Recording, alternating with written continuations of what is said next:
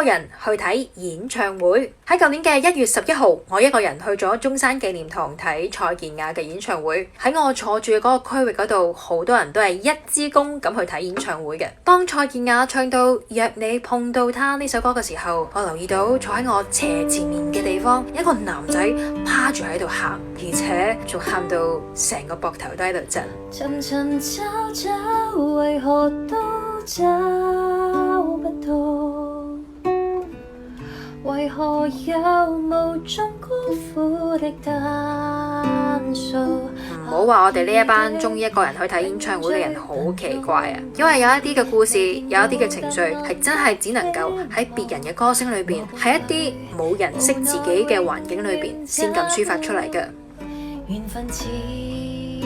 做緊咩啊？你知唔知最近有一套好多人提起嘅戲，我睇咗啊，我覺得你都會鍾意。